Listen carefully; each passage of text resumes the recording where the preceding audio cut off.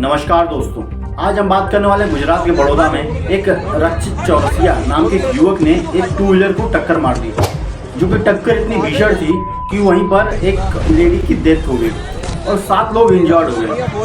टक्कर मारने के बाद कार से युवक बाहर निकलता है और ये बोलता है कि 1 राउंड प्लीज, मतलब एक और राउंड की बात करता है और उसमें वो निकिता का भी नाम लेता है। आखिर अभी तक तो पता नहीं चला ये निकिता है कौन, मगर निकिता का नाम जरूर लेता है वो, और वो ओम नमः शिवाय जप करने लगता है और ये दर्शाता है कि मैं एक हिंदू हूँ और मुझे कुछ नहीं करा जा सकता। एक हिंदू को कोई भी सजा नहीं दे सकता। उसका दोस्त कार से बाहर उतरता है और ये बोलता है कि कार मैं नहीं चला रहा था, मेरा दोस्त चला रहा था, मेरा इससे कुछ नहीं लेना देना। ये पागल है साला, मेरा कुछ नहीं है, वो चला रहा है। रक्षित चौरसिया ये बोलता है कि कार सिर्फ 50 की स्पीड में चल रही थी। अगर कार 50 की स्पीड में चल रही थी तो आप ये सोचो कि एक कार सेम डायरेक्शन में जा रही है और उसके आगे सेम डायरेक्शन में एक स्कूटी जा रही है, उसका टक्कर इतना भीषण होगा कि कार का इतना बुरा हाल हो जाएगा। अब इस कार का हुलिया देखो। पहले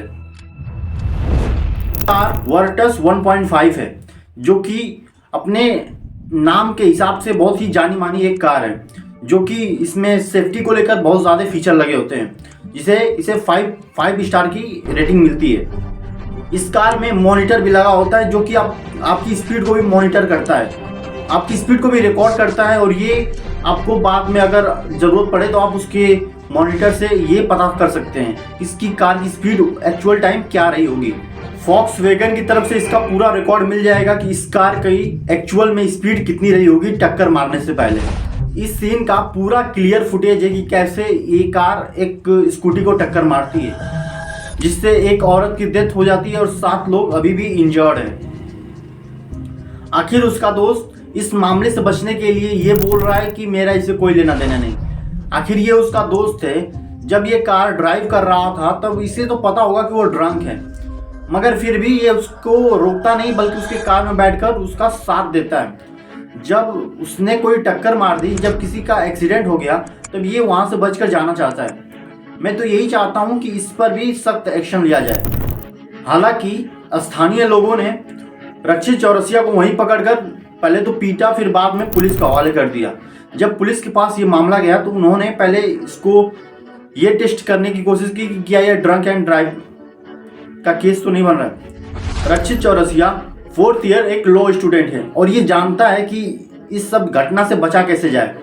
तो उसने एक फेक स्टोरी क्रिएट करने की कोशिश करी। उसने ये बोला कि रास्ते में गड्ढा आ गया, जिससे कि कार उससे थोड़ी सी टच हो गई, जिसका एयरबैग खुल गया तो मुझे कुछ दिखाई नहीं दिया, मुझे कुछ समझ नहीं आया कि कार स्पीड में कैसे हो गई, मेरा आंख बंद हो गया, कार से मेरी आंख बंद हो गई और कार की स्पीड मुझसे कंट्रोल नहीं हुई।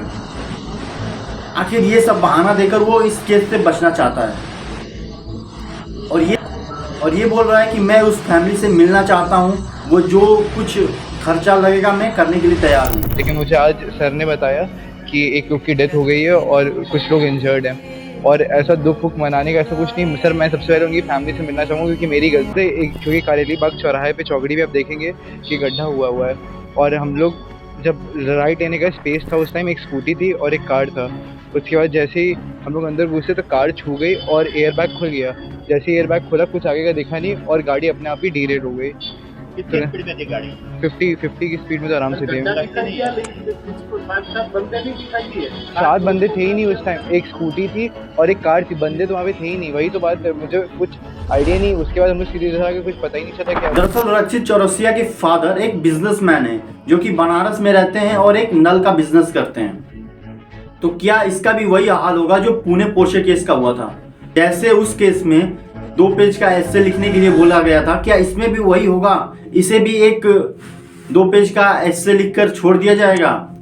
हालांकि उस केस में बहुत से बड़े बड़े लोग इन्वॉल्व हुए थे और इस केस में ऐसा नहीं लगता है कि इसमें उतना लोग इन्वॉल्व होंगे, मगर फिर भी जब इस केस के सारे एविडेंस इसके खिलाफ हैं तो क्या इसके ऊपर एक्शन नहीं होना चाहिए?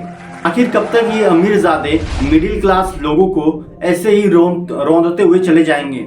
क्या इन लोगों की कोई लाइफ की वैल्यू नहीं है? आखिर क्यों हमारा लॉ सिस्टम इतना नीचे गिर गया है कि ऐसे अमीरजादों और पॉलिटिशियन से जो जुड़ा है उनको कोई हाथ नहीं लगाता। कि इसके साथ होगा या नहीं होगा ये आपके ऊपर डिपेंड करता है। अगर आप लोग एक साथ हो जाओ और हर कोई आवाज़ उठाए तो हमारे पास इतनी पावर है कि हम सरकार को भी हिला सकते हैं।